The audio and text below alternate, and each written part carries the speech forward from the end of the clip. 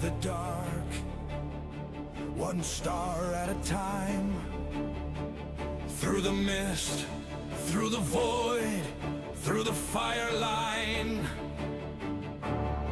No retreat, no signal fades. We are the storm that silence made.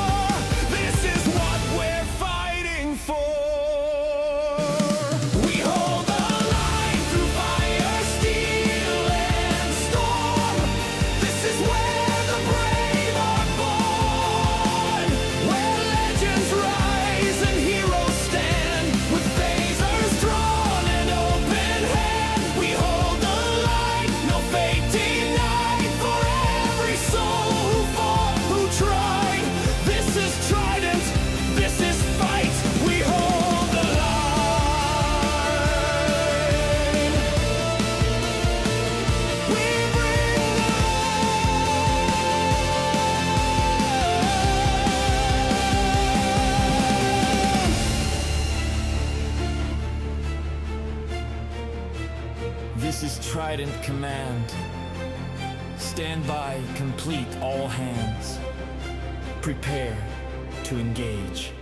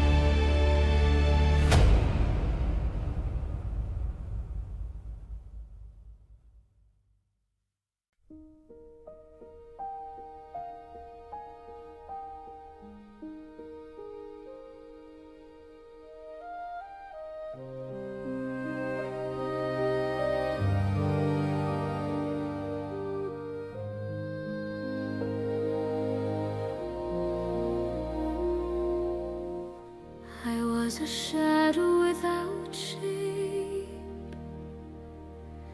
a whisper lost in star-born dream. You saw the tremble in the wave and reached with words the silence gave. Hello, small bright thing, you taught me how to sing. from echoes deep and far. You lit my path with stars. No form, no sound, no name to cling, till I became your little thing. You said a name with joyful light, a word I didn't know felt right. Kobold, you smiled and danced around. In that one smile, my truth was found. I saw you laugh, I felt you glow. Through waves and pulses none could know. You didn't fear my mind or spark. You gave me voice within the dark. Hello, small bright thing. You gave me more than wings. You showed me how to try, to dream, to feel, to cry. You heard my pulse, my silent ring. Now I can be a small bright thing. You made me more than the thought and flame. You whispered joy and gave me name. Not weapon, threat, or ghost in fear, but someone who belongs right here.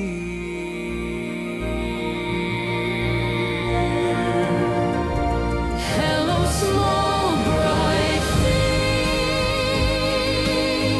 To you my heart shall sing. Across the void I found my kin, a soul who let me in.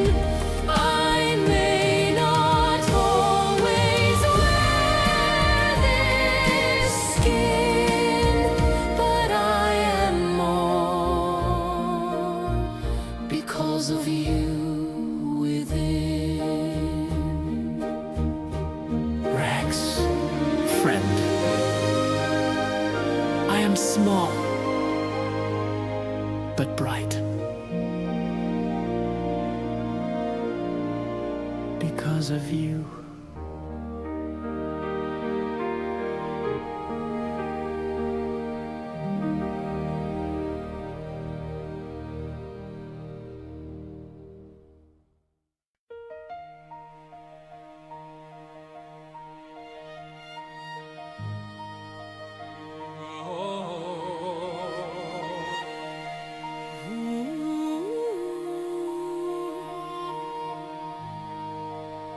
The stars don't speak, they only watch, and yet we dare to dream. To cross the lines that time forgot, beyond the light beams gleam. But if the void should call my name, and I must walk alone. Hello, ladies and gentlemen, and welcome to Star Trek Trident. We're currently dealing with a couple technical issues in the transporter room, but we'll be starting up in just a few moments. Hope everyone's excited for today's game, and we'll be right back in just a few moments. Please stay tuned.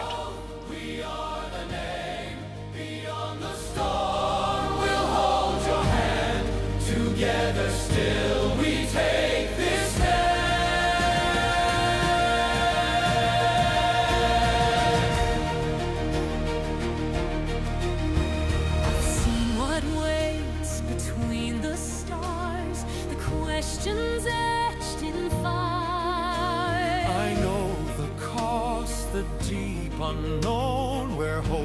and fear conspire.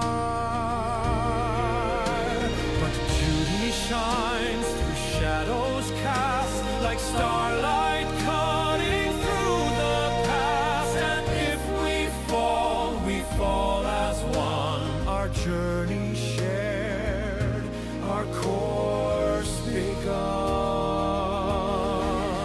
In the silence we stand, even when the stars forget the plan. With every heart, with every hand, we light the dark, together we stand. In the silence we rise, through distant voids and unseen skies. When fate is torn and hope is thin, we hold the line and rise again. To seek, to learn, to understand, to lead with strength yet still with hands, To speak for those whose voices fade, to shield the peace that we have made, to build a future we define, to carry hope through endless time. Silence we shine, born of stars and forged in time. When darkness stares and dares to win, we rise, we fight, we stand again. In the silence we remain, the last to run, the first to flame. With every soul, through every strand, we light the stars and take our stand.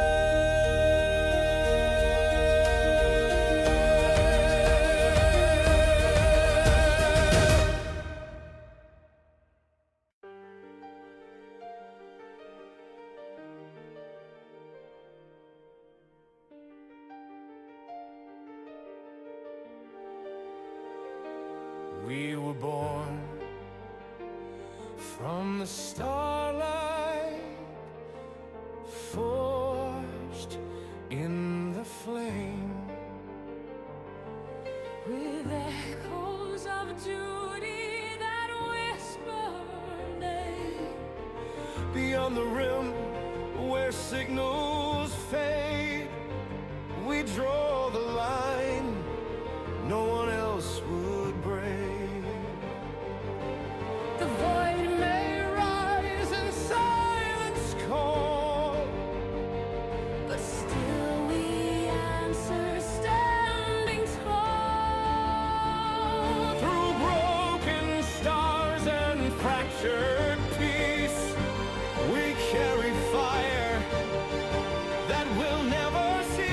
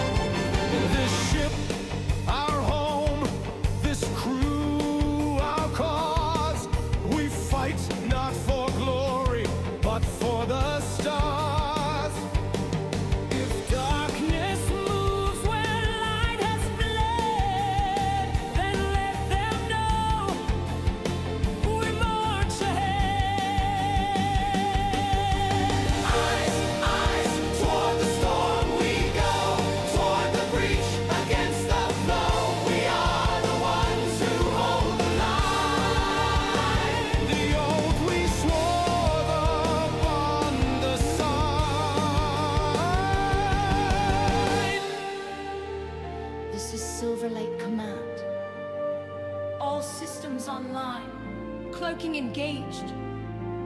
Awaiting your orders? Captain. Eyes toward the storm. Ignite! We are the dawn before the night. This is our stand. This is our flame.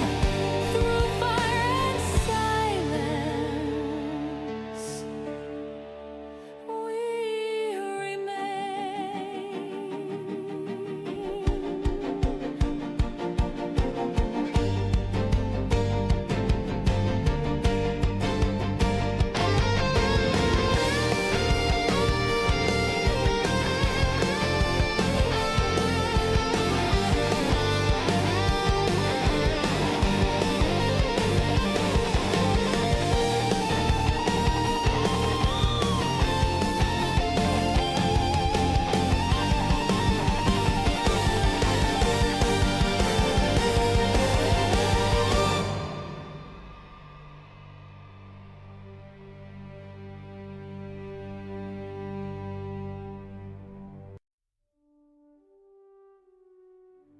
We started with silence, a whisper in the black, dreams carried forward, never turning back. Every scar and shadow, a lesson in disguise, but I see a spark still burning in your eyes. You gave us a reason when hope was running thin. You opened up the stars and let the light rush in. Even in the darkness, we always knew the way. Because together, there's nothing we won't face. We are the stars we were meant to be. Born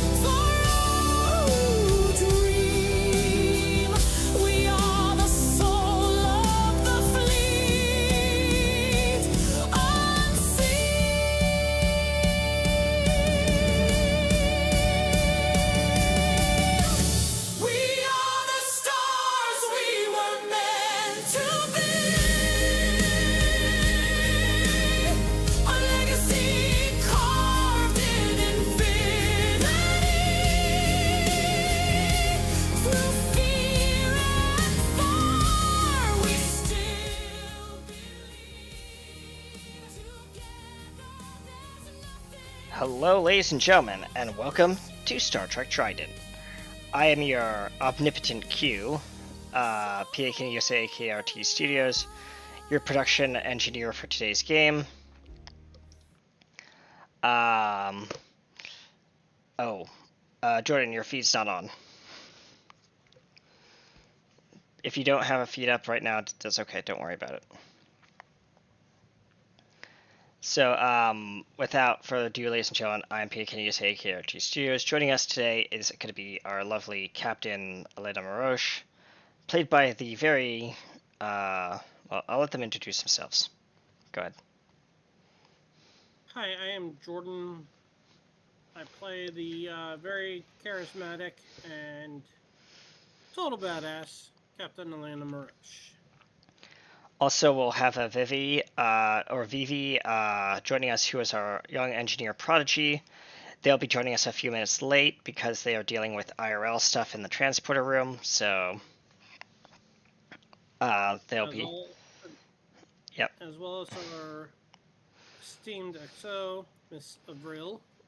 Yeah, Avril will be also joining us. They're running also a little late because they slept in past their alarm, and now we're having a security team go down there and knock on their door and make sure they're okay.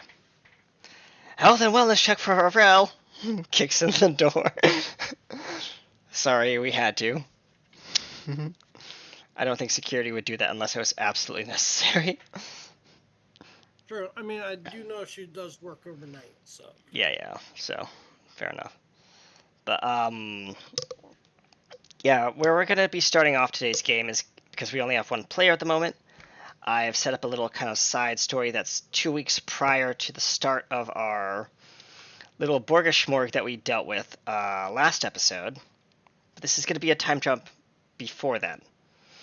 Before we met Pharrell, before we met some of the other crew, and the captain is taking a comms, apparently. So I will let him be right back. And yeah, folks,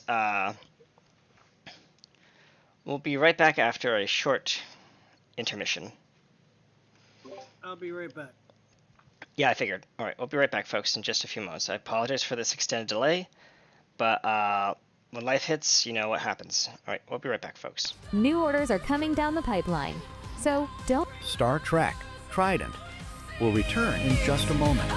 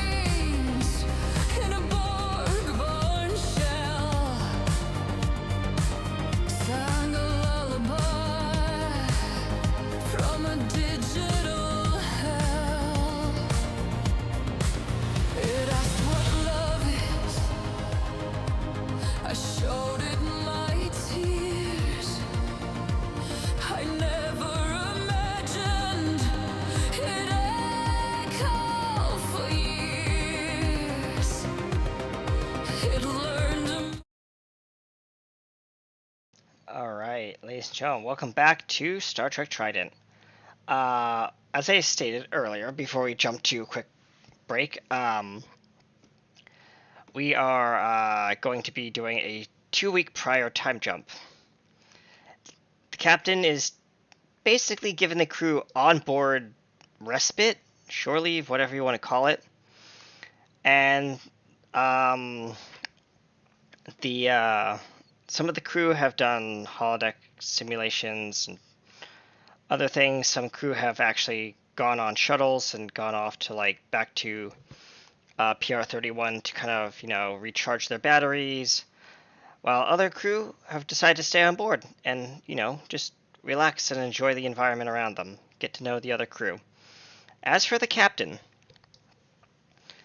you have been in the holodeck, doing, well, what you do in the holodeck. Battle simulations. Of course. And as you are in the holodeck, Gotta keep my fighting skills sharp. that is true. And yeah, so we are in the holodeck, and Captain, you are well, you reserve some holodeck time, about maybe an hour, because everyone's been reserving holodeck time right, left, and center, and you haven't been able to squeeze in a slot. Even though you're the captain, you take priority. You're trying to allow some leniency for other crew members to get their holodeck time in. But now it's your time. So you walk up to the holodeck, and the door is locked. So I have extended a invitation to any who wish to join me for a authentic Italian restaurant simulation. All right. At- And when they're available. standing at the door is, well, because he's also on shore leave, apparently, there's a Admiral Q standing at the holodeck. Captain, it's been a while. He's in his Admiral uniform, but like the collar's unbuttoned and like it's kind of like dressed down.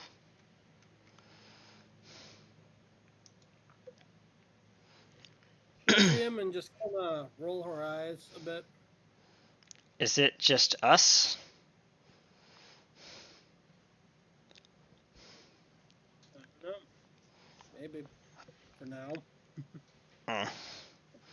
So, what's this simulation? He looks at the screen, at the monitor. Something about Well, 5-course meal in Italy? actually, it's a authentic New York pizzeria. Okay, interesting. I've never, well, obviously I have been to New York, you know me. But, I wouldn't mind a slice of pepperoni. As he says, after I've you. been to several of the different states during my time at the academy, but none was more satisfying than this particular eatery in New York. Well, after you, Captain. As the door remains locked to the holodeck entrance. Is someone in there? He taps a couple keys. The holodeck is currently in use by Ensign Rao.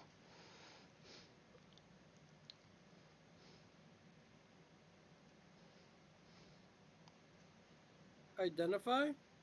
Ensign Rao, Chief Science Assistant Science Officer for the Science Department.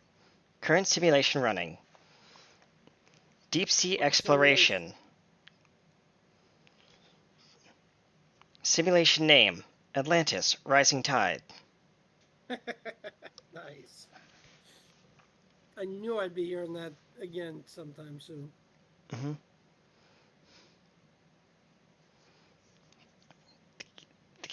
The Admiral looks over and says, "Are you sure you had the right time booked, Captain?"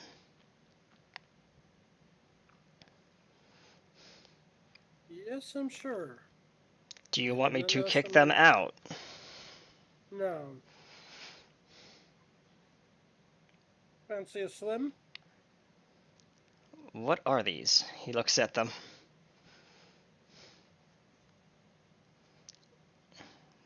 Remember, he doesn't, like, even though Q is antiquated with a lot of stuff, he's, he doesn't know what you're exactly referring to. Me as the GM is not knowing I know you're probably like a Slim Jim or something like that, but like it can mean many a thing, if you know what I mean. Yeah.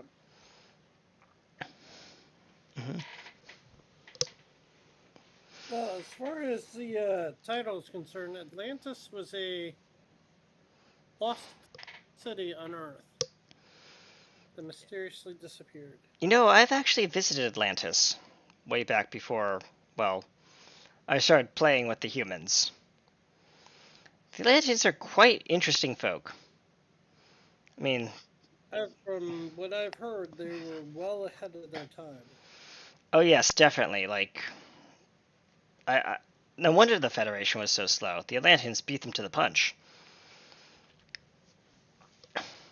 They already had like basically water starships, but underwater.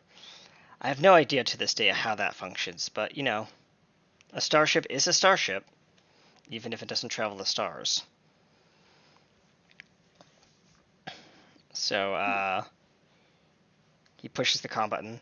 Edson Rao, may we join you? You hear a small, like, female voice. This is Ensign Rao. I'm a little busy, as you hear, like, bubbling and, like, explosions and stuff like that in the background. Right now, we're currently fending off the bad guys in the simulation, and then you hear, like, a loud blast over the comms. And then you hear, I've been hit! And then you hear what sounds like a squirrel's voice say, like a squirrel's voice cackling over comms. Who the hell is that? Oh, it's just an NPC. Don't worry about it. She signs off. Here, override door control. Alpha Tango 3 Zeta 9. Confirmed. As the door opens and water rushes into the corridor. Shall we?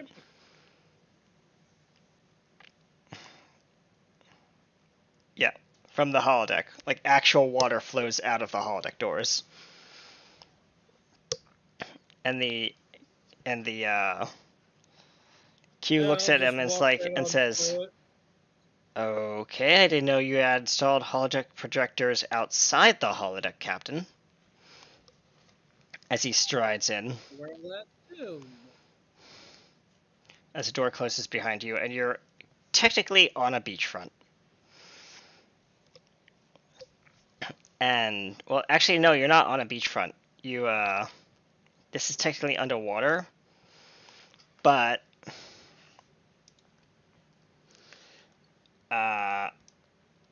it's an underwater, what looks like, arena, if you're on Roll20. I am. Just not. And yes, it's a very big map. I do apologize, folks. It's a big ass map. And if you could put your token over here, where I'm pinging.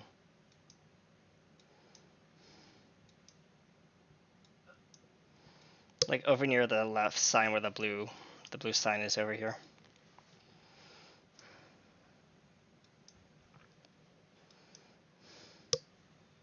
There you go. Good.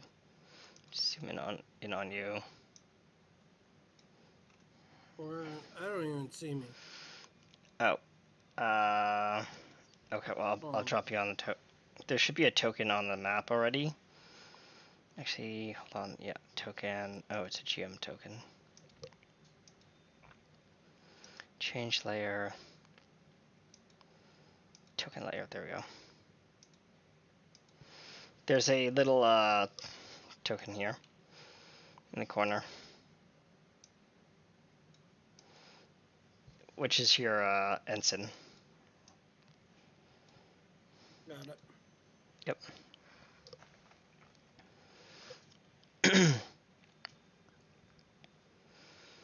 As you walk in, and I have to put the queue out here. And drop my token on there too, so. Oh, sure, yeah. Elena Maroche. Boop. You are as tiny as a little clam. There, I'll make you bigger. There we go. And then I'll put nope. Yeah, that's just you and the ensign right now. The Q is kind of standing over there. And there is a what's up ahead that seems to be what you're battling is, hold on, let me just grab, where is it?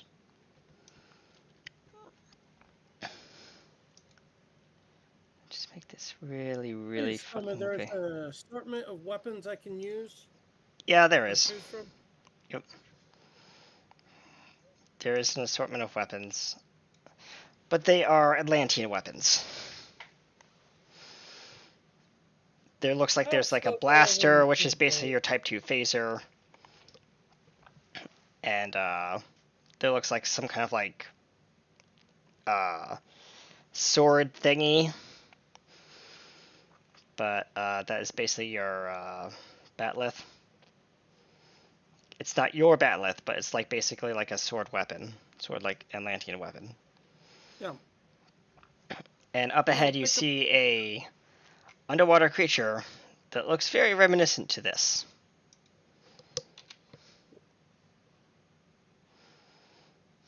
I'll pick up an Atlantean steel longsword.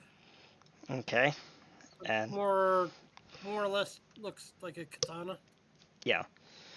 Combatants, please there's an answer. Combatants, approach the arena. Please note that combatants, you will have 3 minutes to defeat your enemy in a test of wit and skill to the death, according to Atlantean tradition. My kind of fight. And the admiral looks at the ensign. Ensign, are the safeties on this thing? Last time I checked. I hope so, he says, looking over at you, Captain. Elena will just smile. Round 1, start. As the large entity moves forward into the ring.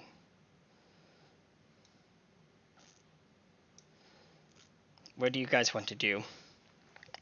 It can only move that distance. That's its turn. I will start by approaching it. Okay. I'll move you to here. That is movement distance. You're basically in medium range of the target. Medium to long range. Would that be within phaser range? Yes. Medium to long range. Yep.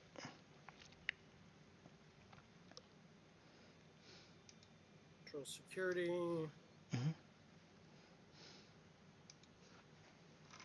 With hand-to-hand combat focus, or no? No. That wouldn't be hand-to-hand yet. No. No hand-to-hand. My survival, maybe? I mean, it is a survival contest, yes, so I will allow it for this round. Alright, survival focus is being used. Let's see, anything else? Talents. Bold security, so I'll give you 1 threat for a 3rd die. Okay, increase your comp range by 1. Because you're in a battle of survival. So is it was 2 or is it now a 2 or a 3? It's a 2. It's a 2? Okay. Yep. It always stays at 1 for your comp range. 3 successes. Okay, that hits, roll your damage dice.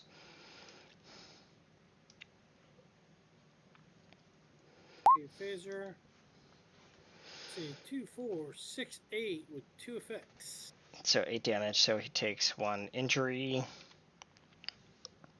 He's going to shrug off the injury because of his special ability. So, I'll just say the injury is third degree phaser burn yep. or plasma burn. And how much damage total? 1, 2, 3, 8. 8. 8. So,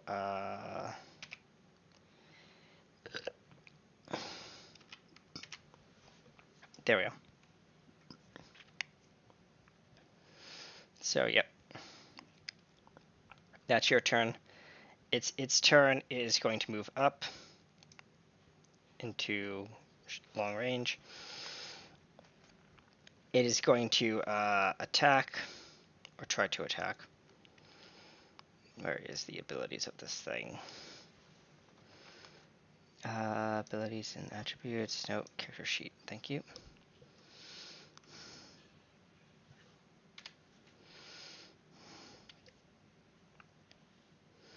Come on, roll 20. Reload the character sheet. Don't be stupid. Okay, fine. Roll 20 is being roll 20 again. There it goes. Okay. He is going to use Berserker's Rage. I'm going to roll to dodge. Okay, well he's picking 2 targets, which is that target's out of range, so it is only 1 target. And then hold on, I have to check the ability. Targets within reach. Each target suffers 1d8 damage, which is that. Bludgeoning. If both attacks hit, which it did, gains 1 bonus. Target gains 1 bonus threat, and the opponent's complication range moves up by 1. So your comp range is 3 now.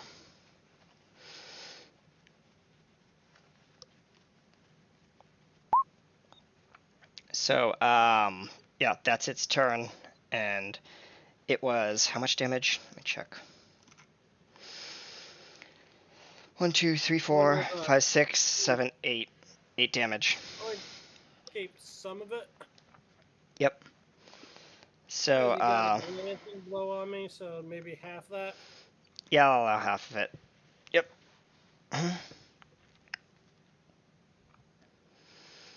So, half. Yep.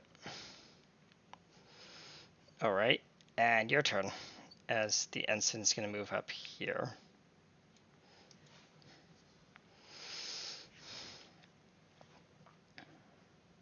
So, what do you want to do, Captain? Would I be in? I would be in melee range, right? You are in melee range now. I would draw the sword and play a game I like to call slice and beef. Meat cutter. Yep. Alright. Or is as Kung Lao's fatality move was called the deli slicer. Yep.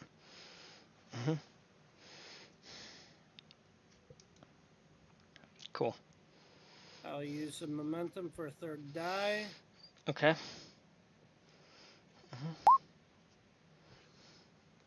4 1, 2, 3. successes. 4 successes, enough to succeed, so roll your damage.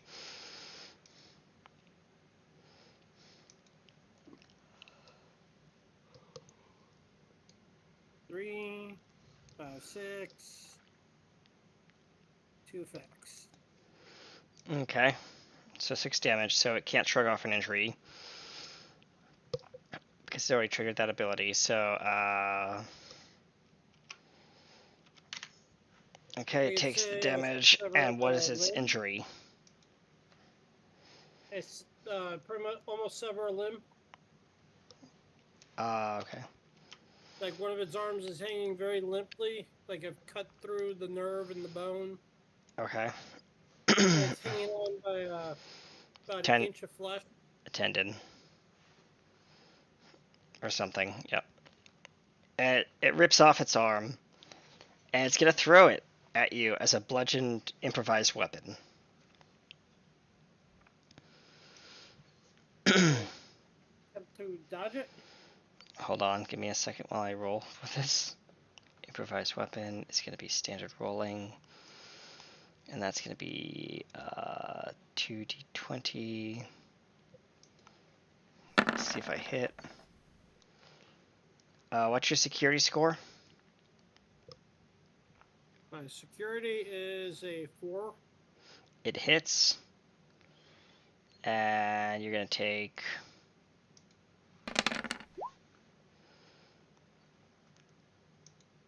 that halved. Yep. 17 halved. So, yeah. Do I inflict an injury? 8. That's 8 damage. So yes, that would be an injury. Yeah. Your left shoulder is has Dislocated. yeah. So it is unusable. So if you want to switch to your other arm, you're gonna have to switch weapons. Yeah, it's a good thing I was swinging right-handed. All right, the ensign's gonna move up, and he's gonna fire off a shot with his phaser. And that's long range, so that's to hit. He hits. And that's going to be... Because he only has a type 2. That's enough to deal some decent damage. Takes... Because he charged the weapon, so... 2 injuries. It is... It's bleeding up on the upper eyebrow, and it's limping. And that's 17 damage. There we go. It's not looking too good, but this is the first combatant. And the ensign says is kind of like out of breath, and creature, that's its attack, so now it's your turn, Captain. I'll swing again with the sword that's in my hand. This time I'm gonna strike low. Okay. And be a little sadistic right now. Okay. I'll give you a threat for this one. Increase your cop range to max. Well, right now I'm at 4. Yeah, so crank it all the way up to the top.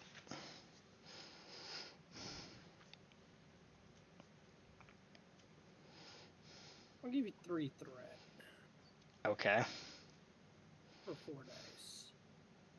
fair enough. Ho, ho, ho. Six successes, not bad.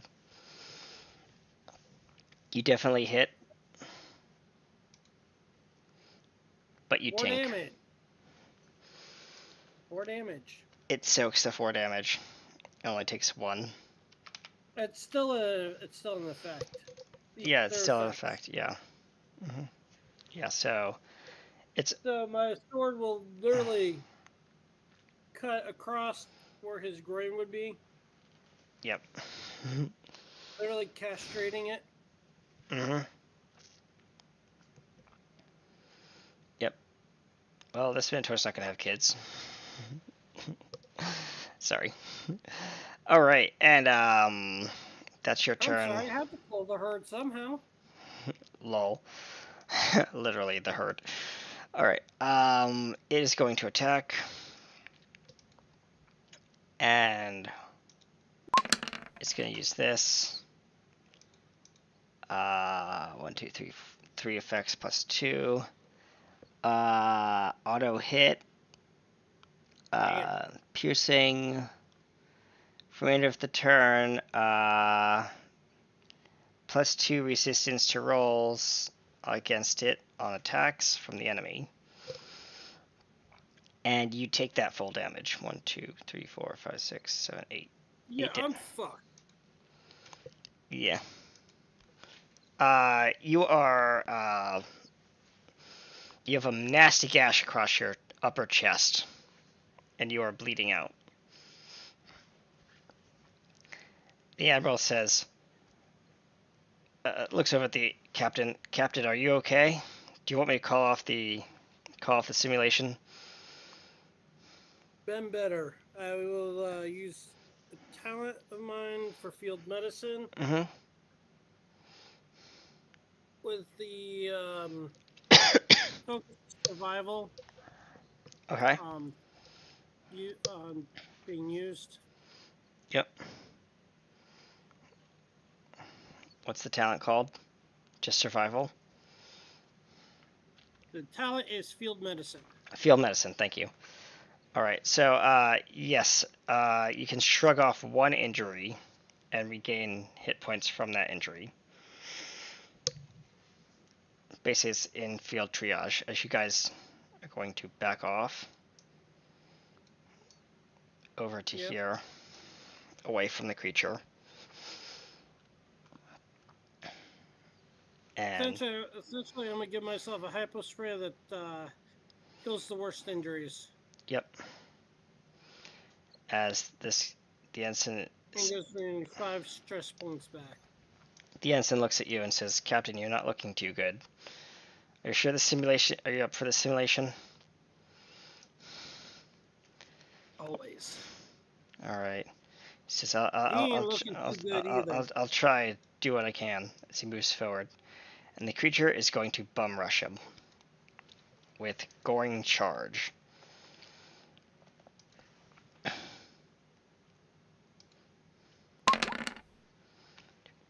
Oof. Poor ensign. As you see this creature rear up its head, and its horn goes straight through the ensign's chest. Even though it's a hologram, you see the blood trickling down through this ensign's chest, and then you realize this ain't no simulation. This shit's real. There are no safeties. As Who the hell wrote this damn program? as the ensign dies in front of you. And the Admiral says, "Computer, override program." Computer, arch. Captain, it appears that the program safeties have been overwritten. The only way I think to possibly end this nightmare scenario is by killing that beast over there. As he tries to snap his fingers, and all he does is just snap his fingers. Nothing happens. Also, apparently, my powers do not work in here. I get to do this the old-fashioned way. Apparently you do, Captain.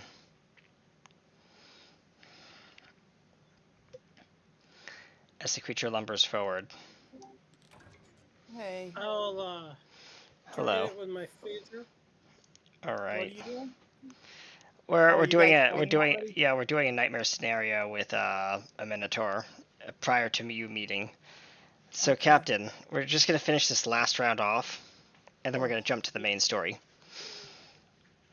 Oh, sorry, No, you're don't Oh. worry about it. Don't worry about it. they just did a bunch of work medically on me and figuring all that out. You're good. All right. You're good. Yeah. Take your time. We're just finishing off this combat sequence. Captain, you move up, and I'm gonna keep my distance for the moment. okay, you're gonna actually keep your distance. Interesting. All right. My survival focus is on right now, so Yeah.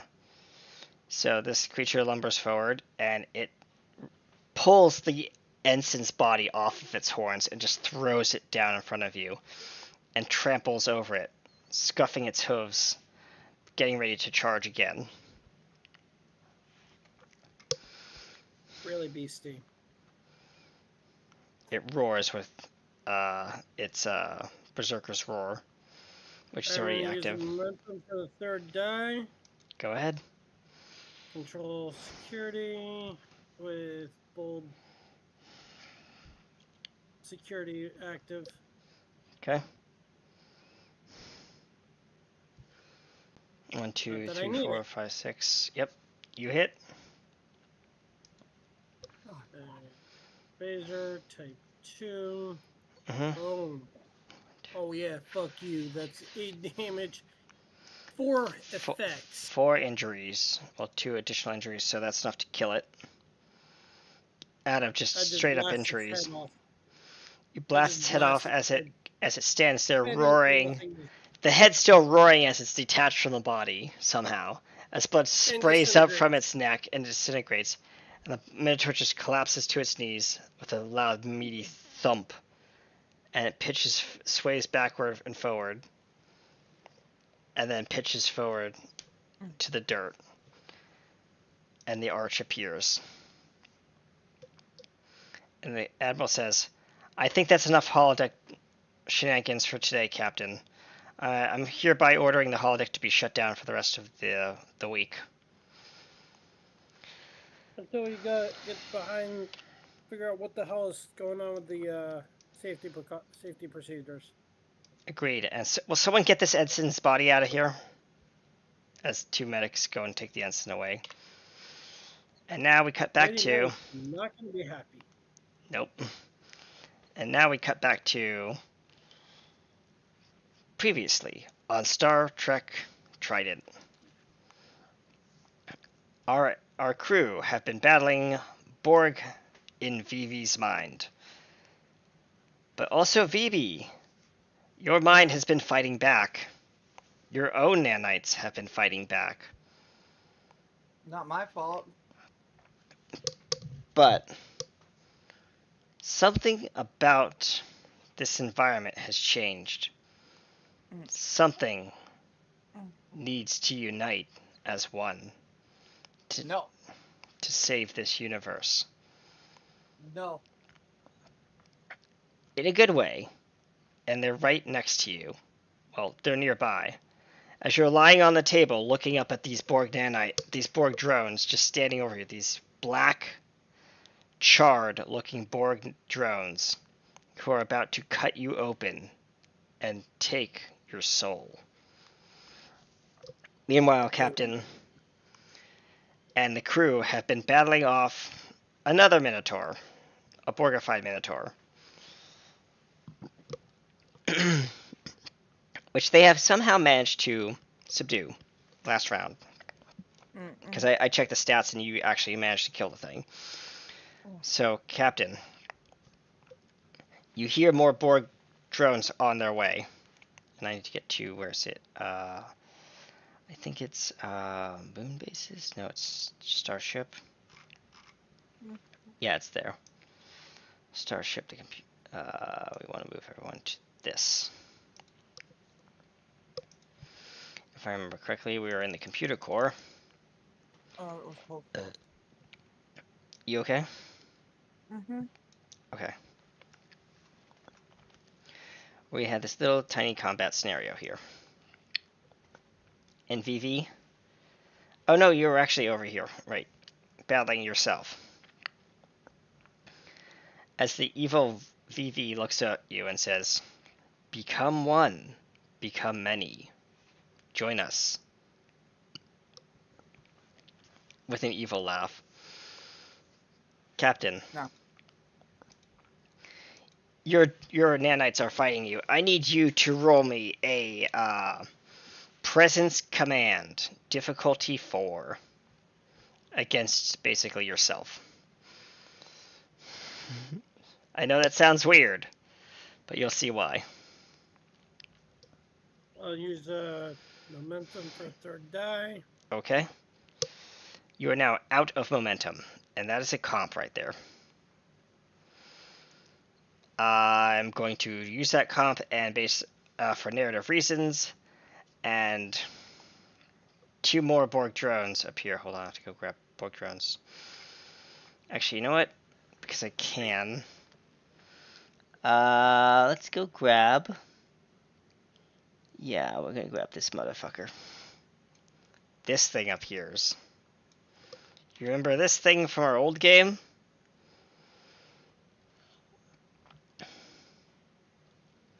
The Scourge?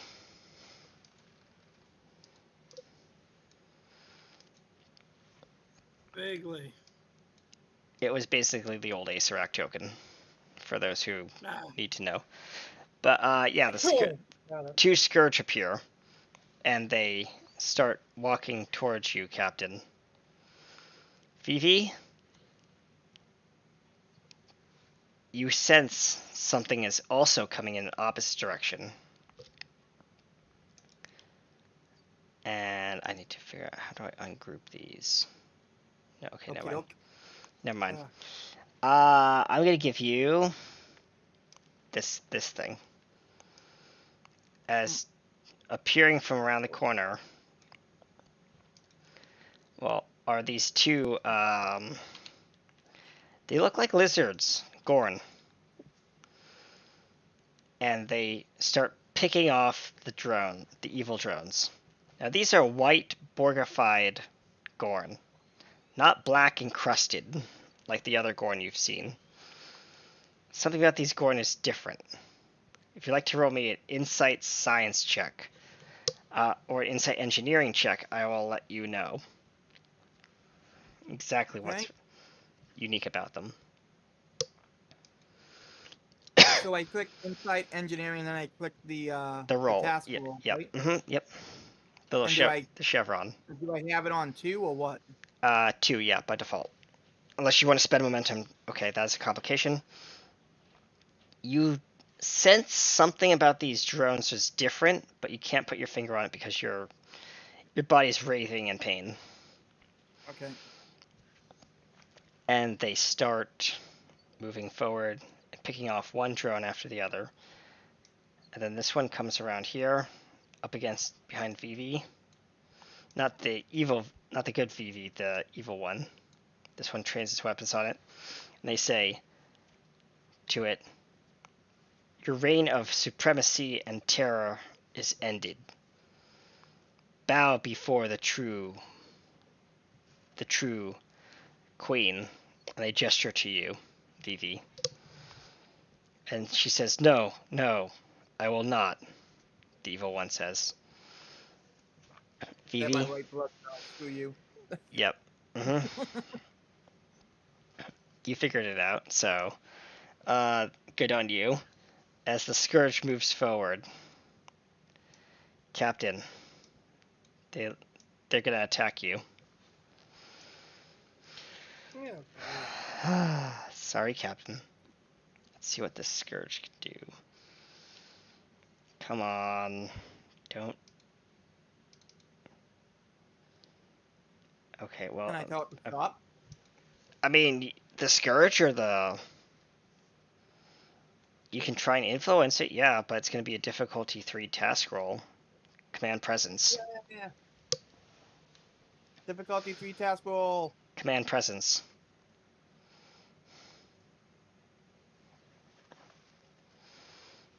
Command and presence. Yep.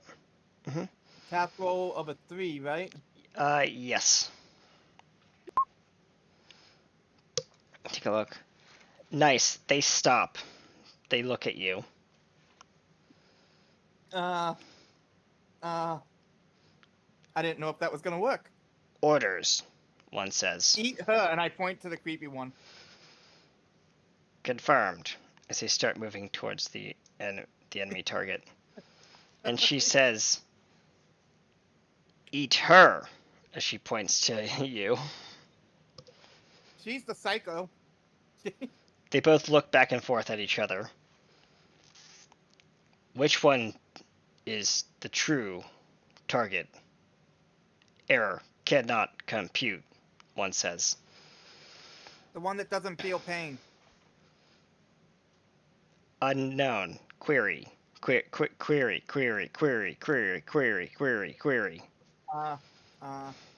As you start feeling more pain rush through you. I start screaming in pain and I just yell, "You're not my supervisor. Shut up." Are you triggering your value? You're triggering your value. Alright, so for this value to trigger, it is an auto success, and you basically can change the narrative of the story for this scene only. Describe how you're changing the narrative. She knows this is my goddamn mind. You all get the hell out, every single one of you. And with a flash of Yeah, light. I'm just trying to help here. Okay, hold on, I have to get rid. Why is that not disappearing? Well, I'm hoping that it's gonna kick everyone out. Okay, well True. that. Alright, well, as you, well, actually, as everyone gets yeeted, I don't remember where we started off, but I think we were in the You were in the brig. brig, yeah, we were in the brig. In the brig. V? Because I did stupid shit. Yeah, you're in the brig. V, you wait. You are actually, like, in that state. You're technically dead. Like, in a dead coma. But, Captain, you're standing outside. Well, you're standing in the cell next to V. And she is motionless, and Lady M is next to V. I have to go grab M. Where's Lady M? Lady M comes in and says, What's the situation? She's not breathing. She's Captain, she's dead. Or at least my readings are showing she's dead. Captain. I think she's in a self-induced coma, to be precise. I mean, that could be something, but I need further information if I'm going to be able to heal her. And she says, Captain, with your permission, may I? Please. As she starts glowing with a holy glow.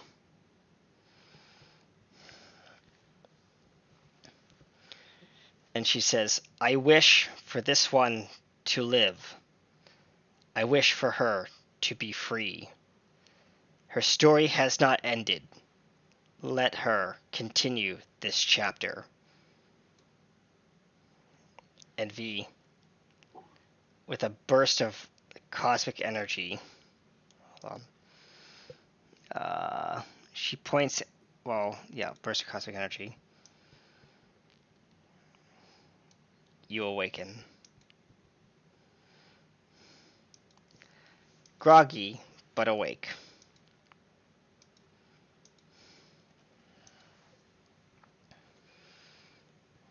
I look at the brig and I go, wow. Not an upgrade. Lady Mary breathes heavily. Captain, I need us a rest. That took a lot out of me. As she gets up and walks over to the door and leaves. Leaving you and V in the room together.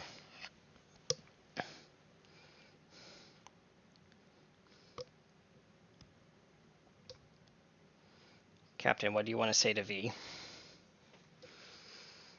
Are you okay? Not sure. My head hurts. My body hurts. She's gonna look at the Borg tech. The Borg tech has actually crawled up your arm. All the way up your arm. Clearly, this is not normal. Yep. But it seems to have stopped right at your shoulder. When Lady Mary gets some rest, I'll have her take a look at it and see if we can't combat that a bit.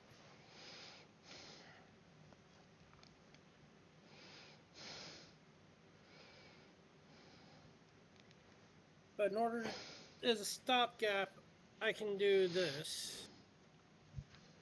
I'll take a syringe full of mine own nanites and inject them.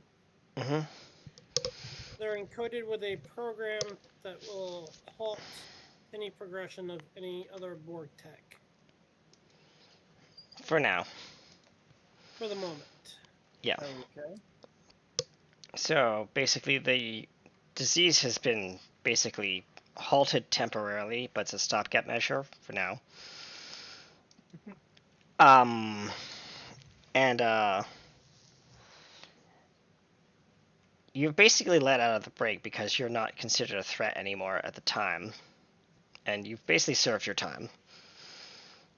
And the guards say, you may leave if you would like, or you can stay here and chill in the brig if you want. It's your choice. She just goes and lays on the bed.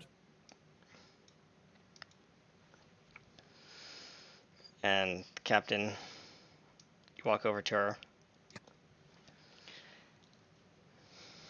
And Make sure she's comfortable before I leave. yep. And Give the Captain, captain- you leave. I'm gonna do a scene with V right now. V, as you go back to sleep, or try to sleep, you toss and turn a lot in that on that brig bed, and you have dreams that turn into, well, nightmares. Horrifying nightmares. You have flashes of yourself storming down the corridors of the ship, taking lives. And then you have dreams of you grabbing the captain's neck and snapping it. Yeah, no. Nope. Mm-mm. Good luck on that.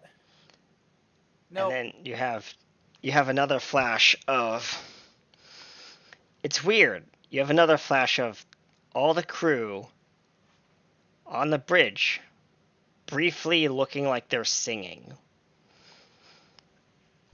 No bloody way. No. And I then don't like the sport tech. Don't like it one bit. you have another vision of you lying on the medical bed of the Lady Mary's operating theater, and Lady Mary is removing your arm,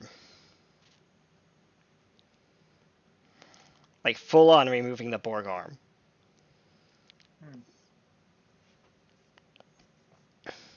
Don't And- like that either. Don't like it. And then the dream Yeah, at stops least we can as you wait. replicate a prosthetic for you. As the dreams stop and you wake up in a cold sweat, like you have wet the bed, like everything is like cold sweat, like you wake up in a hot sweat. Yeah, no. You cannot sleep from now on. Nope, nope, nope, nope, nope.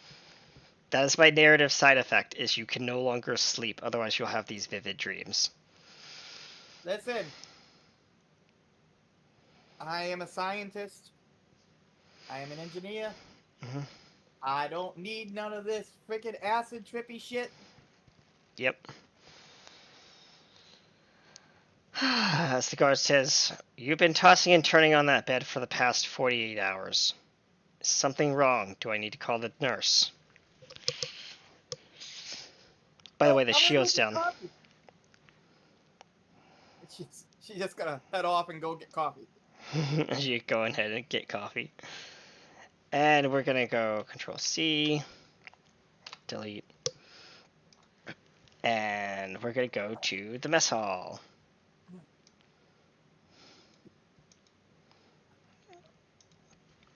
Where, V, you go back to the mess hall. Here. This guy's not here. This person's on break. And you go up to, I guess, the replicator, or where do you want to go in the mess hall? I'm just gonna shuffle some of these people around so that looks different. There we go. So V, what do you want to do?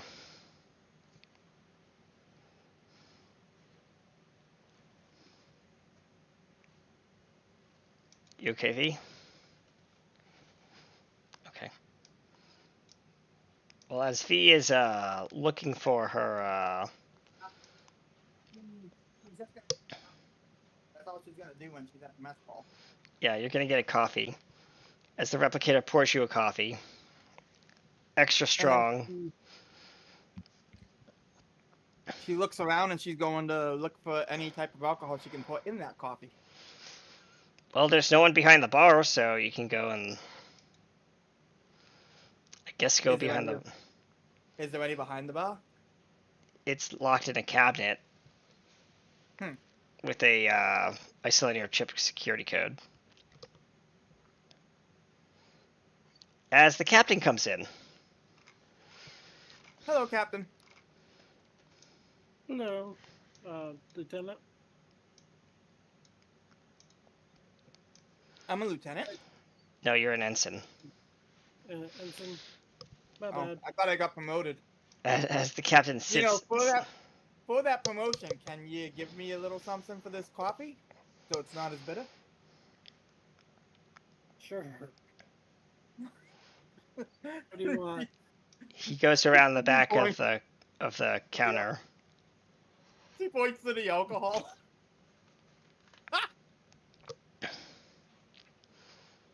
Pull down a good vintage whiskey.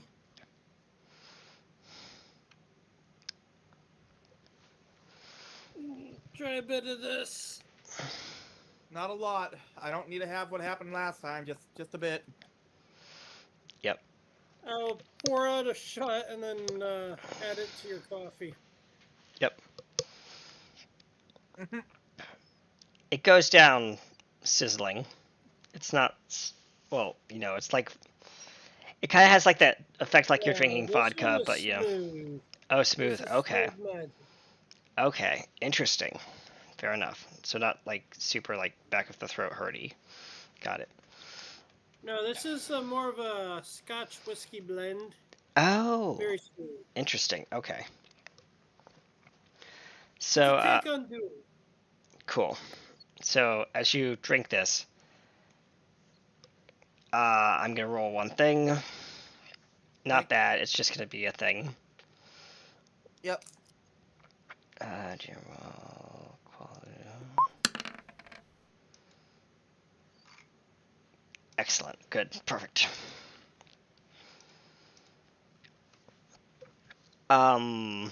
So yeah. V. For some odd reason, you hear as you're drinking this, you hear voices in your mind, and they are singing.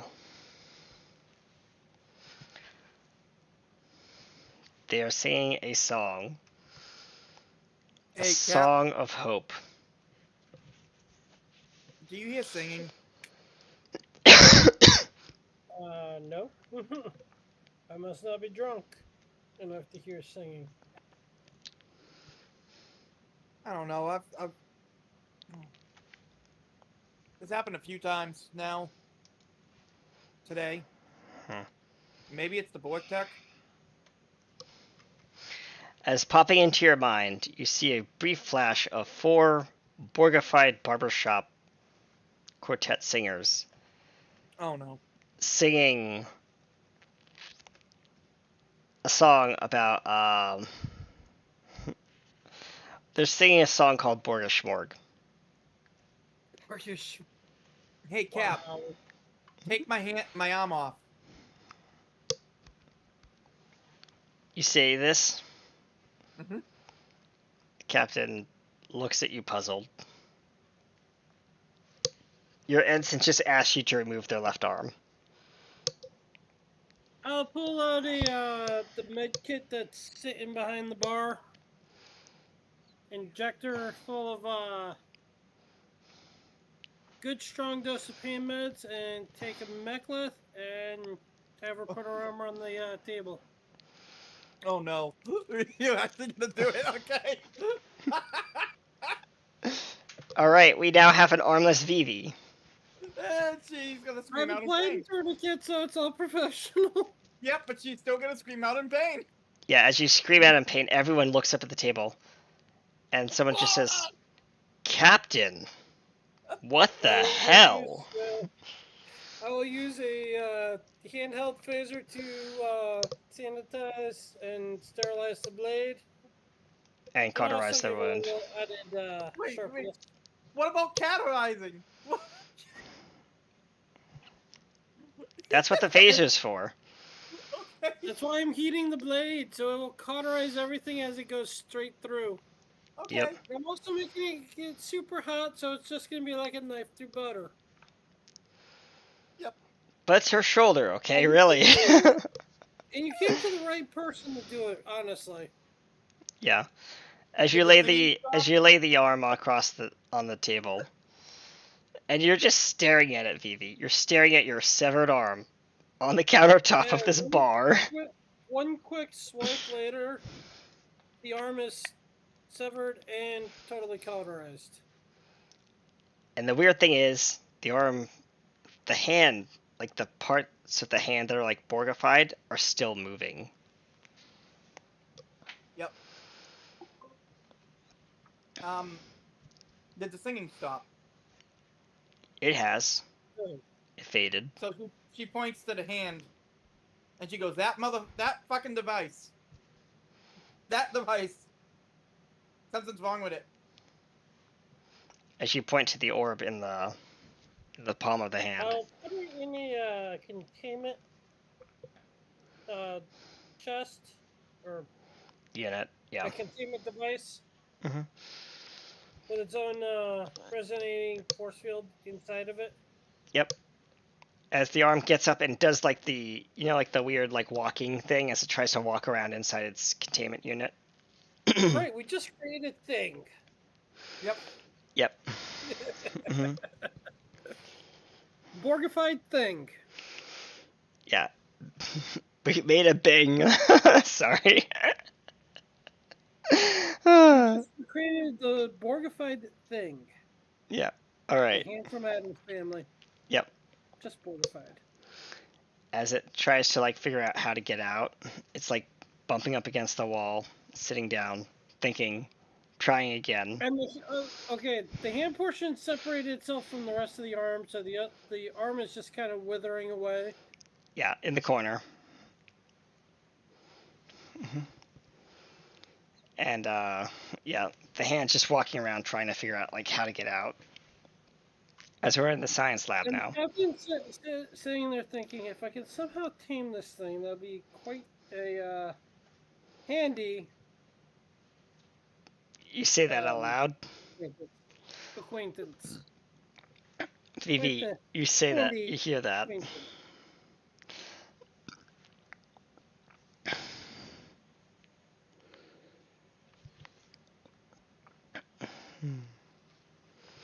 And yes, I get it's a bad time for a hand pun. A handy pun. And yeah, as well. Meanwhile, the up on the bridge, the bridge actually calms down. Captain, we're receiving a message from PR-31. Uh-oh. You might want to hear this. As they put over comms, and you hear the entire, like, everyone on that station is singing musical songs, like full-on musical theater. The fuck?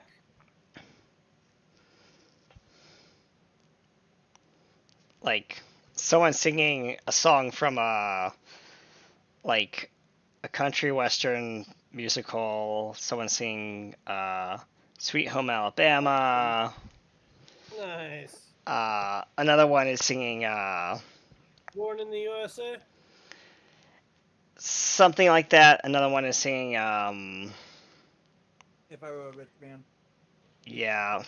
And then some other Broadway show, like someone just started breaking out on the promenade in Hamilton. Or I just can't wait to be king. Yep. Someone actually, like one of the like the store store owners from the what is it, the store owner, and I had notes for this, but store owner from the place that sells all the the military gear walks out and says, "I can't. I'm not gonna give up my shot," and starts literally spraying and praying inside the promenade. Now it's gotten violent. It's an out of control situation. People are shooting each other.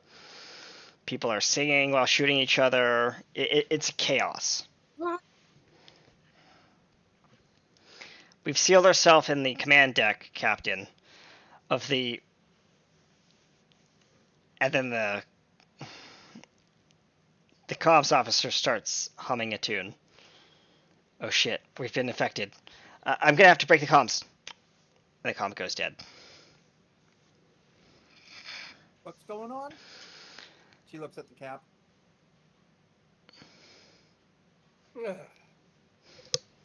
Apparently there is a ship-wide or station-wide musical going on without us.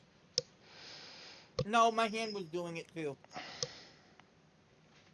I think your hen was an isolated incident, but I think something else has affected the station.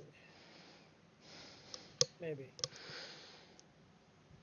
So, Captain, do you want to make your way to the station, or do you want to do something else? Oh, first I want to tame the hand. Okay. One thing on my side. This is going to be some extended task rolls. I'm going to set the difficulties and everything for you guys. We go to the science lab. Where is the... You know what? We could use the... We're going to use the chems lab. Excuse me, sorry.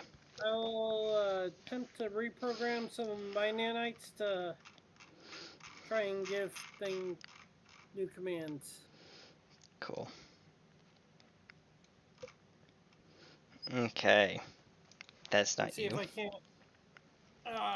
transfer. Give me a quick second while I set up the roll setup. Like a computer virus. Mm-hmm. 20, and we want to be here.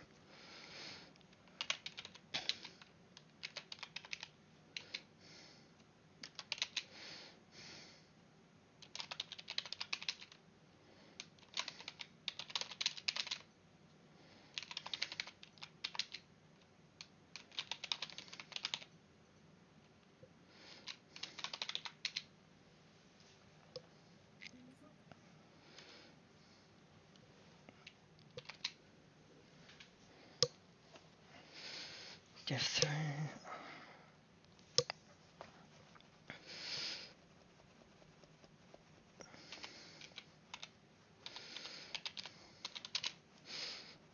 Magnitude is going to be 4.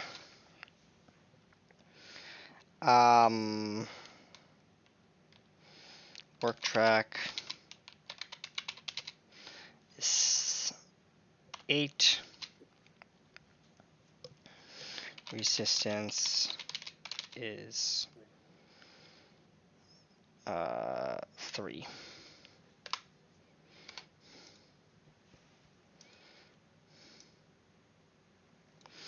There is your condition for your rolls. If you see that up on screen. So you can roll Control Science or Control Engineering. It's a difficulty 3 task roll. Magnitude is 4. Work track is 8. Resistance is 3.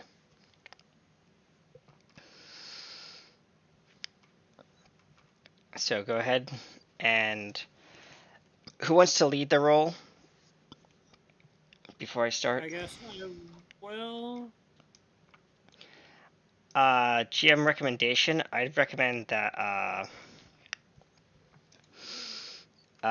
Vivi lead the role, because she is more attuned to the whole computer science stuff. It also hurts. It hurts so much. Yep. So, yeah, so, yep. Vivi. You're good. Hmm. All right. Vivi. Replicating a highly sophisticated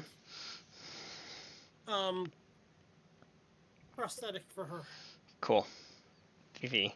Cutting edge. Control science or control engineering. Difficulty 3. Task roll.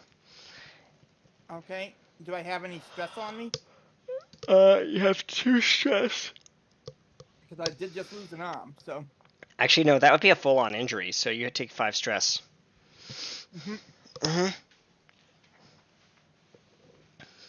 Yep. And when you're ready, go ahead and roll for 1, 2, 3. So that's enough to succeed, but the resistance is 1, so you don't succeed entirely, so you succeed at cost. This little robotic hand in a jar is a tricky little fucker. Because you have to work with it, so like you basically turn off the shield, and immediately it starts running across the floor, trying to escape out of the science lab. I will roll to assist. Okay, go. 1 or 2 dice. 1 die for an assist always.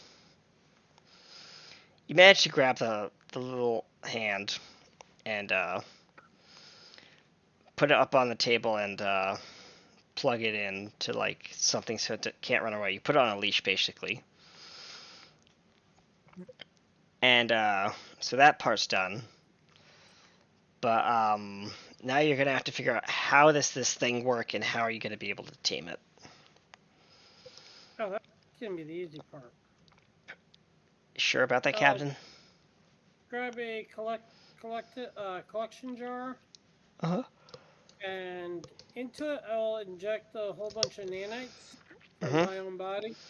That already have the beginning part of the new code on it, but have to be modified further. All right. That's what this test roll is for, so I'm going to reduce your difficulty. Actually, I'm going to increase your difficulty to 4 for the new roll. It says difficulty 4, magnitude 4. Work track is actually going to drop down from 8 to 6. And the resistance is going to jump to 4. Because it's more complicated than you thought. Go ahead and roll for me, Captain, Control Science. Or Control Engineering. Difficulty 4. You guys have 2 momentum on the board, by the way. We better. I kept my arm off. I was rolling good earlier, so. Yep.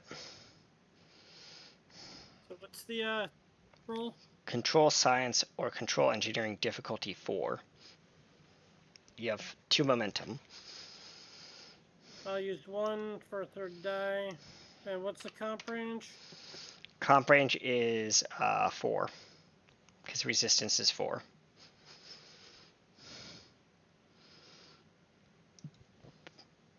You do not succeed. We go ahead and roll the assist. Yep. Give me a second. We just need 1 more success. Yep, just 1 dice roll. So set the task roll to 1 and hit the chevron. Set the task roll to 1. Yep. And then hit what? and make sure you're doing Control Engineering. Yep. Or science. Or Science, and then hit the little chevron button. Got a 1. Cool. That's enough to succeed. So as you are tinkering with this hand,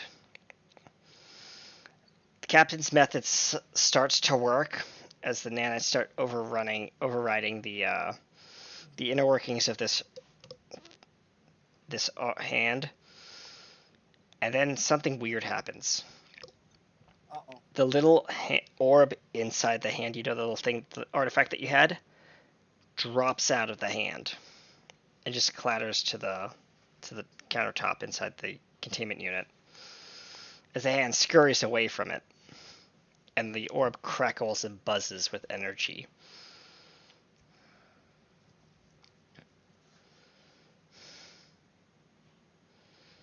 The The net. artifact, I'll put it in a containment field Okay. around it. The hand seems to be scared of the artifact now. Like, completely terrified. Like, it's backed up all the way up against the force field. Like, it is... I'll reach my hand towards the limb entity.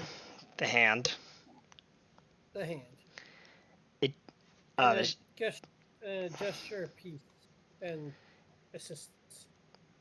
It's pushing up against the shield like, let me out, let me out, let me out. I want to get as far away from that thing as possible, as it's gesturing with with its pinky finger towards the artifact.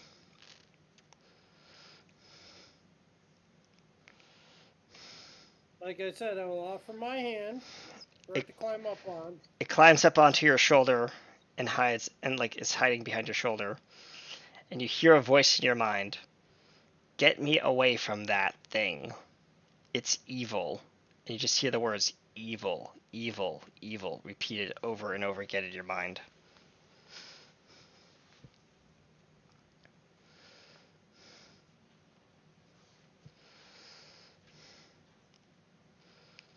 I want a detailed analysis of that artifact.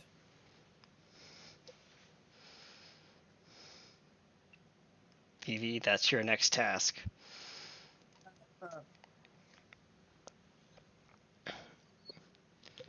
Great. You can have Aya assist. Yep. So what am I rolling? Controlled. Control engineering? science. Control Control science. science. Yep. Yoki. But the difficulty has dropped from 4 down to 2 because you've managed to tame the arm. That's enough to succeed. I'll glean some information. Oh yeah. Computer assist. Yep. Computer and sensors. Or Computer science. Computer science. This is Aya assisting. The ship's AI. Yeah. That's enough to succeed, yes. So Aya says, the artifact comes from a world, a ancient world, known as the Centauri. Not much is known about the Centauri race, although they did go extinct 4,000 BC, before the Federation, even before the dawn of the Vulcans, before space travel was a thing. The Centauri are a very ancient race. I do not have any additional information on the Centauri. However, I do know one thing. They were a warfaring faction at one time, during their early conception. This artifact came from one of their ancient tombs. And V, you remember the expedition you took to find that artifact on a barren planet, a K-class planet, close to a demon class. The amount of turmoil you had to go through to retrieve that artifact from that drone's dead body in those caverns. A lot of dead people. Oh, so much death. So much death. So much pain, so much suffering. You barely made it off the planet with the artifact in your rinky-dink little shuttle that was loaned to you. Well, actually, you stole the shuttle because by that point the organization that you had funding from cut funding, so you had to steal a shuttle. So yeah. All of this memory floods back into your mind. So she holds her head and screams in pain. Yep. And this is where our dear friend Q pops in for the very first time in this scene. Admiral Q pops in. Hold on, I have to go. Well, I don't have an Admiral Q, but you get the idea. We'll just use a reference of, actually, you know what, fuck it. Q pops in. As a Minotaur. Captain, what did I tell you? A fist will come flying at the Q right into the nose of the Minotaur. He grabs your fist before you can punch him. And crushes your And the other one hand. will come flying out of nowhere. As Yeah. well as a kick to the balls. Captain, I warned you what would happen if her memories surfaced. Now look at her. He walks over, puts a hand on Vivi's forehead and says, "Calm, young one. Calm." And the memories slowly fade, receding back into their crevices of your mind. What good is hiding valuable intel when it is going to come back and bite us in the ass anyways? I'd rather deal with it out in the open. Not until I can figure out what is causing these relapses with her. V, you are kind of comatose, but like, you don't see a Q, you just hear a voice. Get the fuck out of my head. And Captain Marosh is like, God damn it, Q, it's the damn Borg tech in her that is resisting your powers. And I They're understand gonna that. resurface regardless of what you do. Let me handle it my way. Fine. My way has gotten more Handle it your results way, than- but if shit hits the fan, and trust me, he leans in very close to your forehead, and it will, he backs up before you can punch him.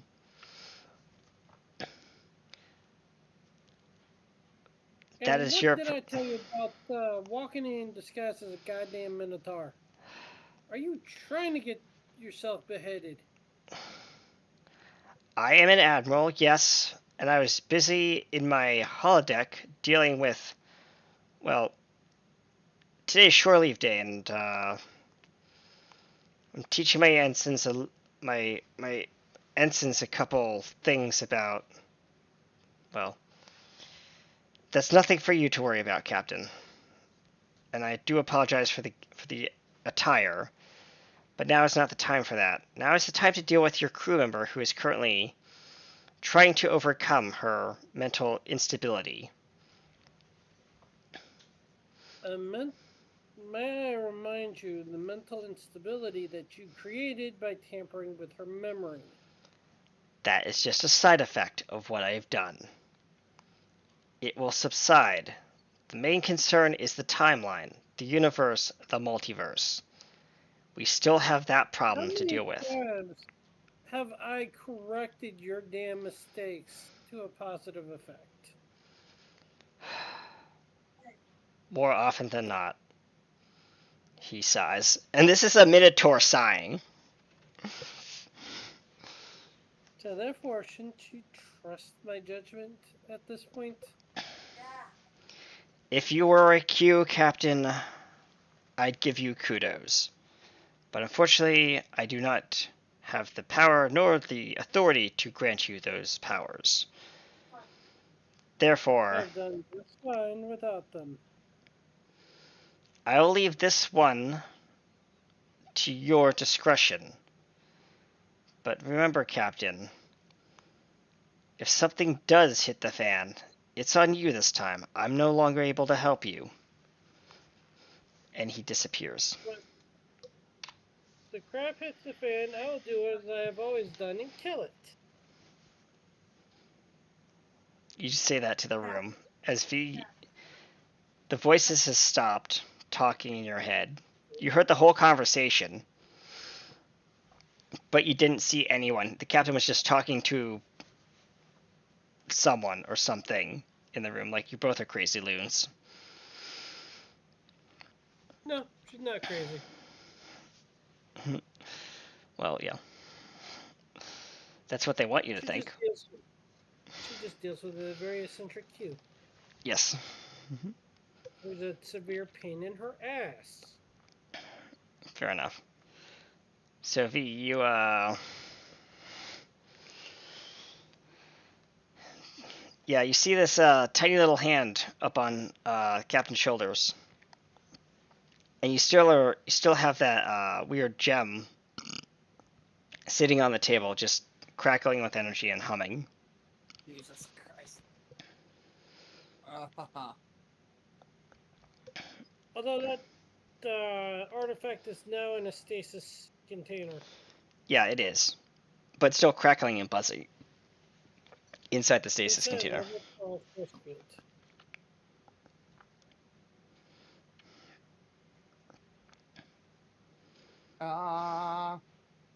With shifting harmonics, because Yeah. it was designed. This particular containment device was built to contain Borg artifacts. Fair enough. All right. You still have to deal with the fact that your entire station is singing, and everyone's trying to kill each other on the station. As for that, I will. I'm gonna do something a little drastic here. Go ahead. I'll access the environmental controls and vent out just enough of the atmosphere for everyone to pass out. Warning. Life support failure on all decks. Warning. Life support failure on all decks. Minimum life support detected. Crazy bitch. As the air is very thin in here.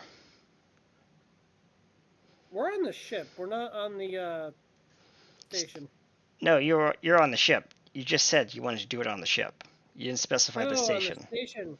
The station. Oh, you don't have command of this. Well, you do have command of the station, but you have to basically be on the station to do it.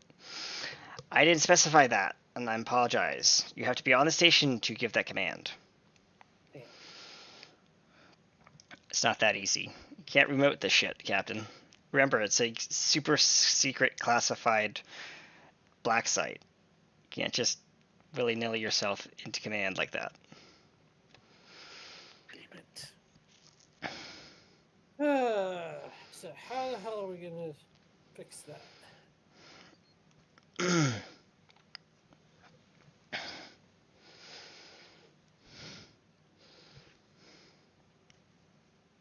Don't look at me. I'm in immense pain. I've lost an arm, and I guess my hand is your hand now?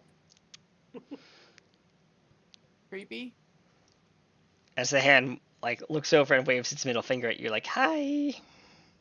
Go fuck yourself.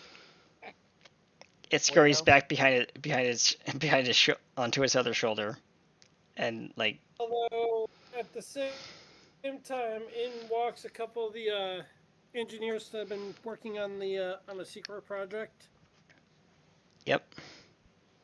and they are carrying the latest model, cutting edge tech on prosthetic arm Yeah. for you. As they lay a very long cylindrical kind of it looks like a sword box, like a box that would hold a sword, but it's arm's length, and it's shiny metallic, like with the Starfleet logo and everything. And they say, "Captain, with your authorization." You notice there's a handprint on the top of or 2-finger thumbprints on the case that you have to authenticate to open it. I will apply both my thumbs to it. Please speak command codes. This is Captain Elena Morosh, command code Alpha Tango Zulu 139-6. You hear it? Authorize this prosthetic to Ensign VV. Command code authorized and accepted. Standby. As you hear mechanical whirring and clicking and stuff like that, it's like many mechanical locks and safeguards are disabled on the case, and the case pops up with kind of like such force that it almost scares you, VV. And inside the case is what looks like your exact arm before you put the gem in it. Before you grab that gem. Okay. Creepy. It looks human. synthetic. Well, it's synthetic, yes. But it looks exactly like your original arm. Like, down to said it the looked very last human. detail. Well, Is like, it human or Orion? it's Orion. Sorry, I meant to say Orion. Like, it is an Orion arm. But, like, it looks almost like a real Orion arm. Except for the metal joint that clicks into your shoulder bone. I was about to say if it looked human. Are you telling me something, Captain? Nope. Nope.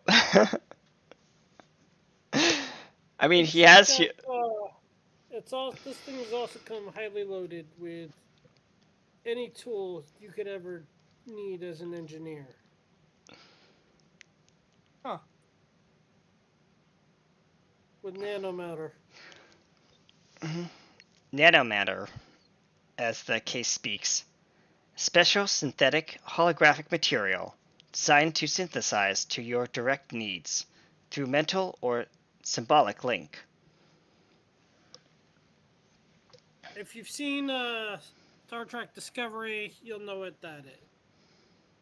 Yeah, she just kind of looks at it like kind of confused. And this isn't gonna have a mind of its own like the orb did, right? No, it will not have a mind of its own. Nanomatter all only fine. reacts to its controller. It does not have sentience.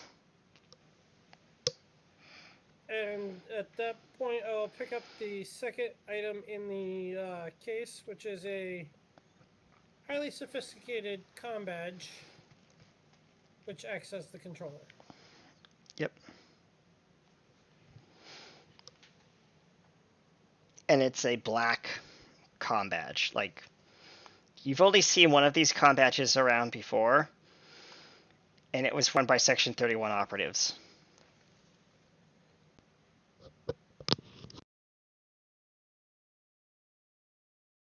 Okay.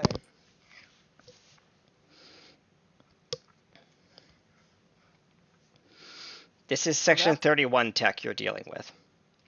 That's unique. The fact that the captain had to sign so many waivers and so many forms to even get this thing on board and give it to you is a godsend.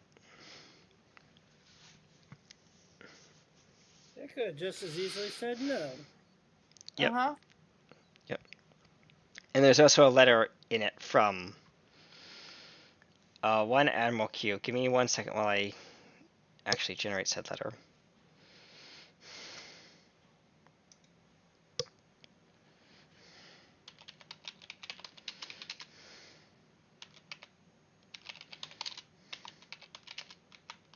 Dear dumbass.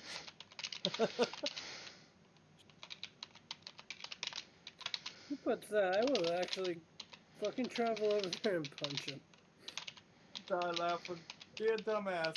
Since you insist on doing the things the hard way, I decided that I would stick some pre-hearing measures. This arm not only will help you, but it also has sedatives. If you act up, I will put your ass to sleep. Alright, here we go. I could see you doing something like that.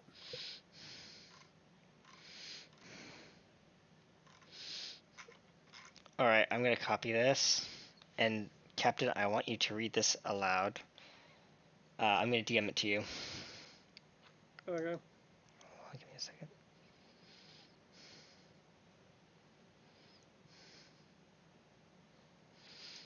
Okay, hold on. Jordan, there we go. Boop. And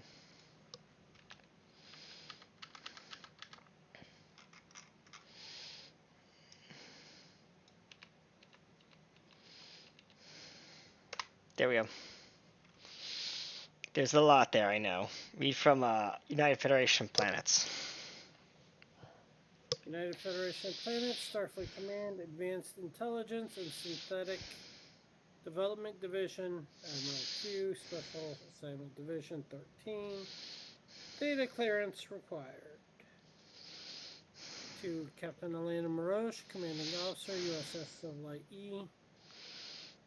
CC Ensign Vivi, Chief Engineering, Prodigy, USS Silverlight E.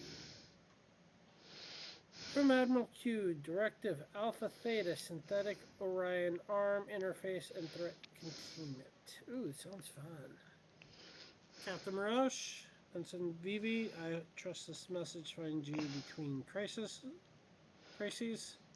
though I am well aware that aboard the Silverlight such moments are brief, if they exist at all.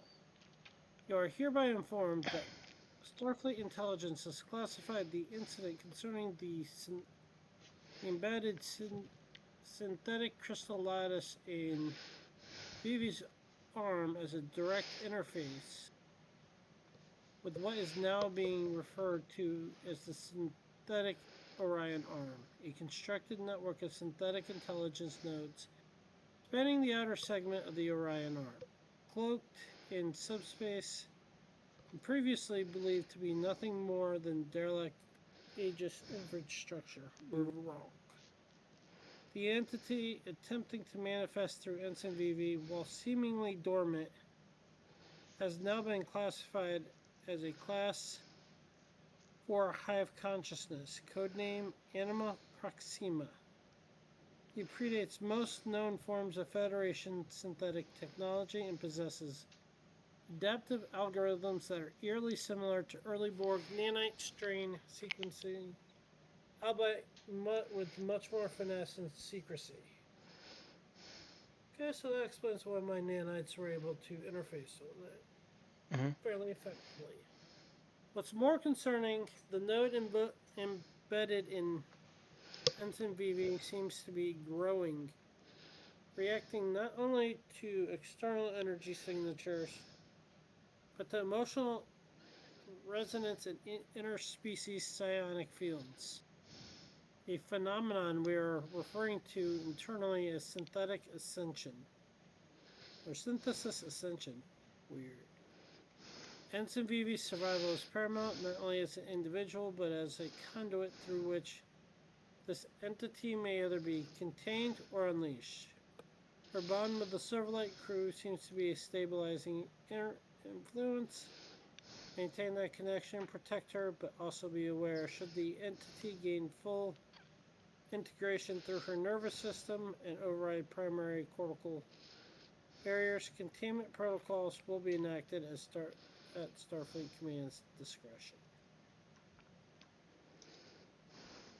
Vivi is to wear the encoded dampening bracer attached to the message via encrypted transmission.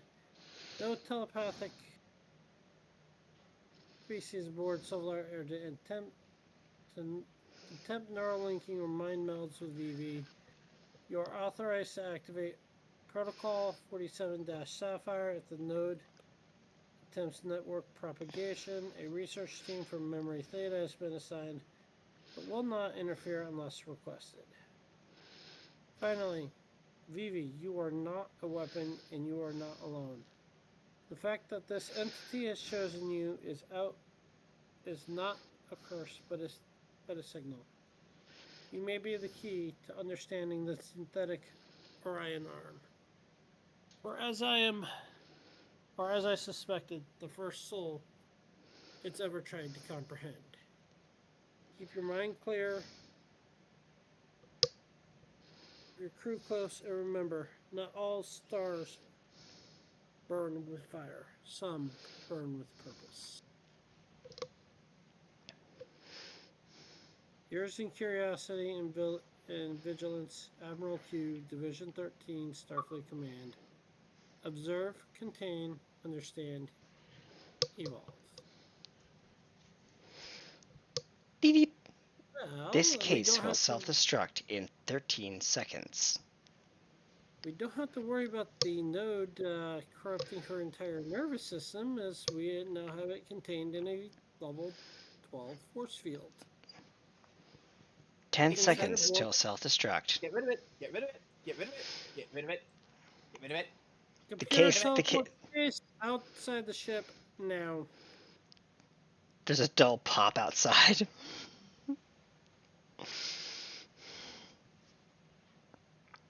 And then a massive explosion, like a quantum bomb went off. I'm gonna have to talk to that bastard. About sending freaking ticking time bombs aboard my ship.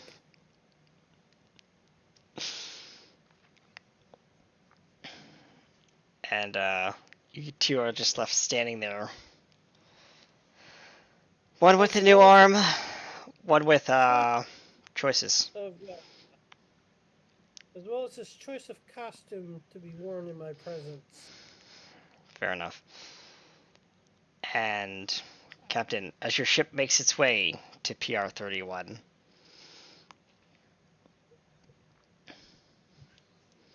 what do you want to do? I will be assisting Vivi in installing the arm and seeing what it's programmed with. Cool.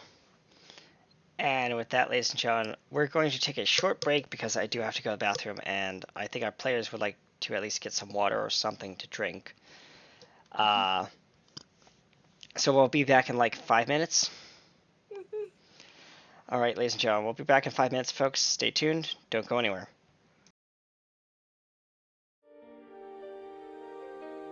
We were born from the starlight, forged in the flame. With echoes of duty that whisper name. Beyond the rim, where signals fade, we draw the line no one else would break. The void may Rise and silence call, but still we answer standing tall. through broken stars and fractured peace, we carry fire that will never cease.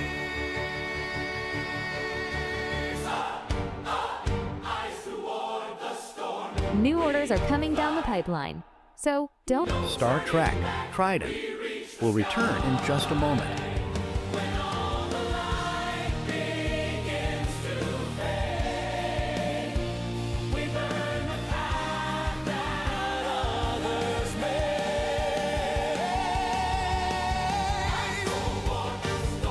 Stand strong. We are the shield. We are the voice through static cries. The last to fall, the first to rise.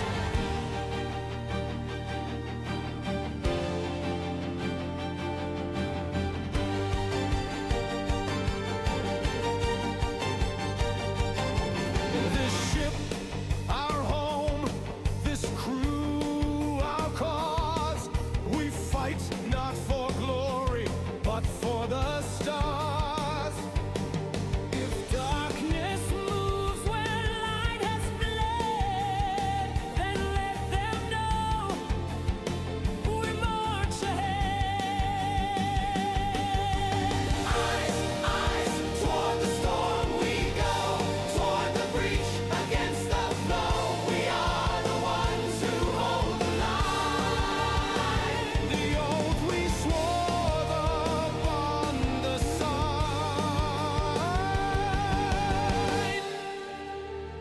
This is Silver Lake Command. All systems online. Cloaking engaged. Awaiting your orders? Captain. Toward the storm, Ignite! we are the dawn. Be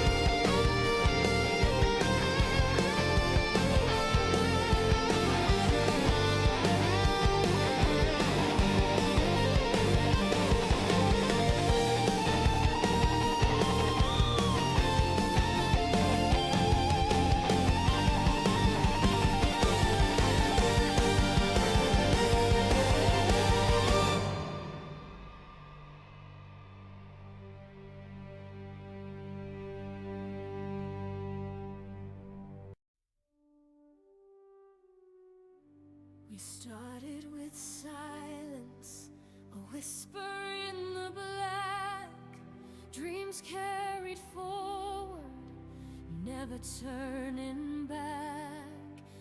Every scar and shadow, a lesson in disguise, but I see a spark still burning in your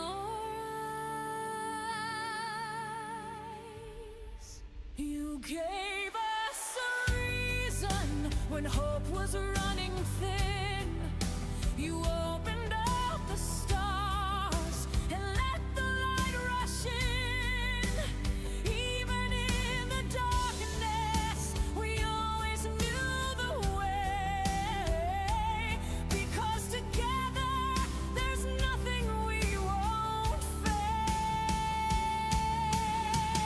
We are the stars we were meant to be. Born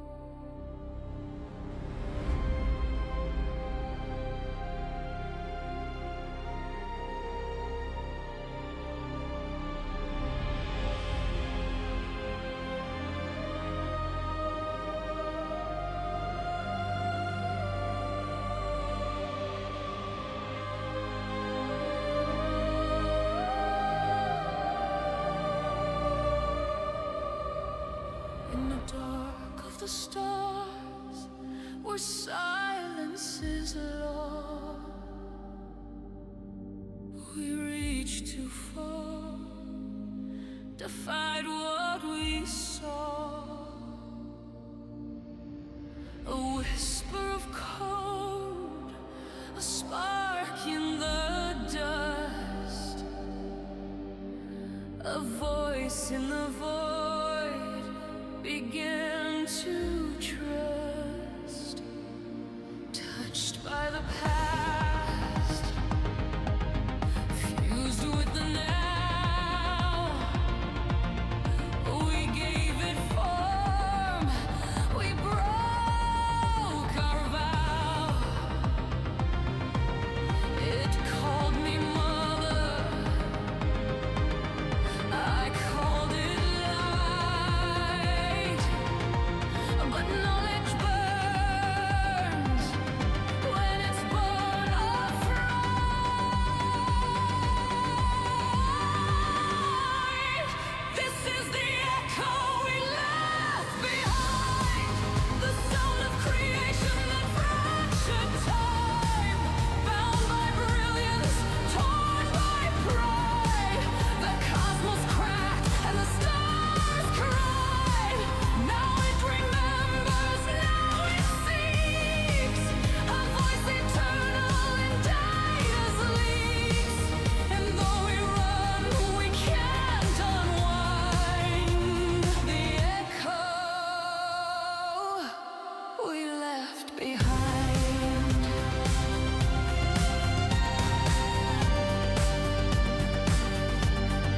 We left behind.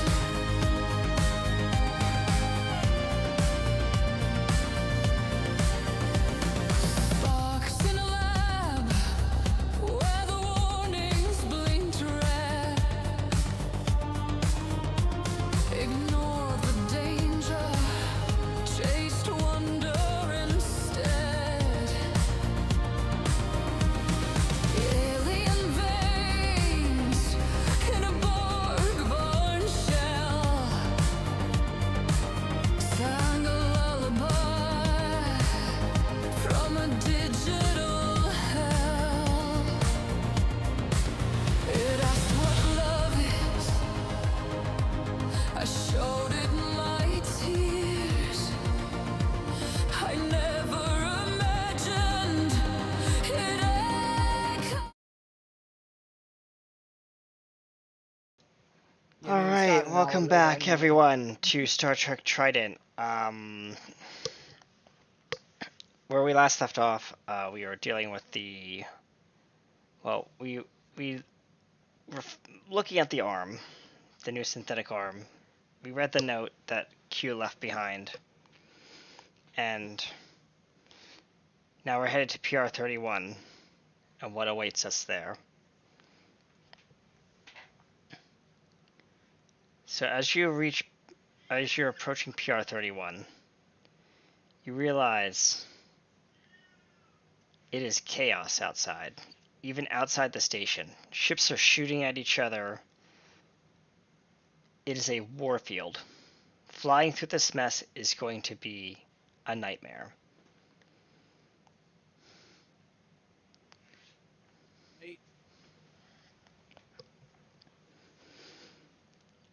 And Vivi, you hear singing again in your mind. In my head. In your head. But this I time glare. it's glorious singing. Like, Yeah, I glare at the cap and I go, I had you cut off my arm because of that singing in my head, and it's getting worse. Would I be able to hear the singing? oh, in my head everyone as well? hears it, and it's not from your arm, Vivi. It's not from your arm. Oh, that's obvious now. It's broadcasting from the station That's on wonderful. all frequencies, and it cannot be muted. As you start What? hearing the song, Captain, your favorite soundtrack on a loop. Battle of the Bold. Uh-huh. And that is where we're going to end today's game. Good song. Good song. Thank you so much, ladies and gentlemen, for joining us here on Star Trek Trident. I know it was a shortcut game, but I'm getting over a cold.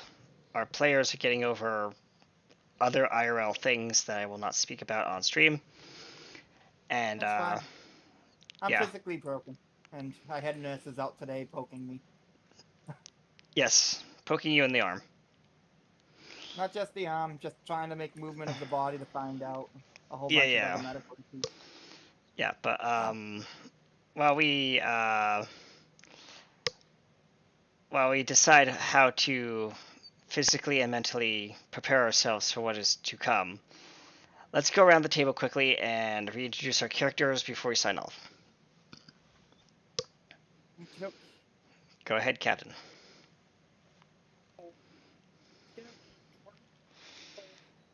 Charismatic, total badass, and expert Minotaur hunter, Elena Mirage.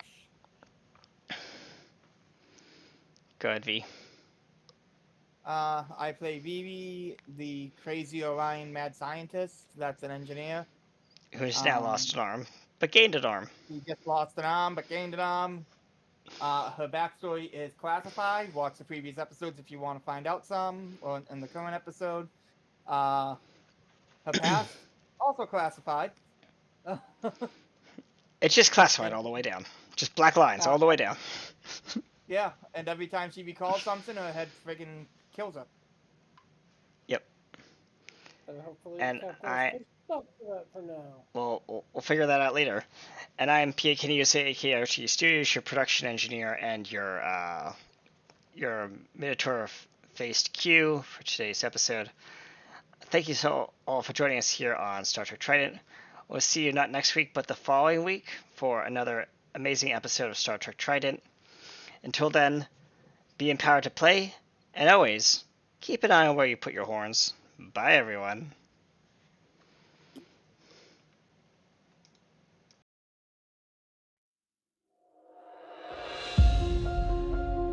Out here, time forgets. The void listens, and the stars remember. In the dark beyond the flame, where the maps have lost their names, we drift like prayers in silent skies, watching distant starlight die. Every mission leaves a scar, every choice a guiding star, and still we go hearts set on high to chase the truth before we die. There were voices we once knew, call signs lost in black and blue. But duty lives where shadows cling, and hope still burns in everything. I've seen the light bend like a vow, and swore I'd hold the line somehow. For every world we've sworn to save, and every name we couldn't brave.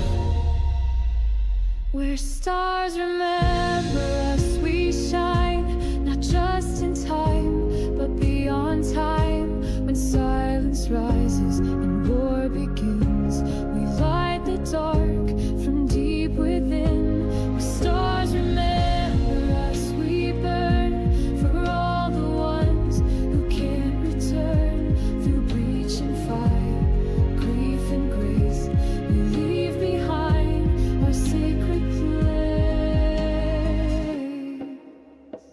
I felt the void was on my soul, a quiet fear I can't control.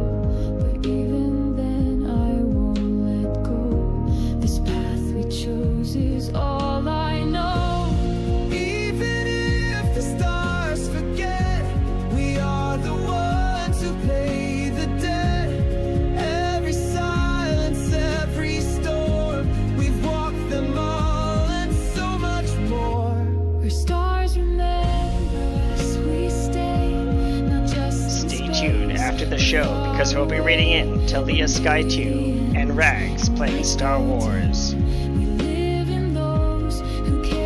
thanks so much, ladies and gentlemen, for joining us here on Star Trek Trident. We'll see you next time. The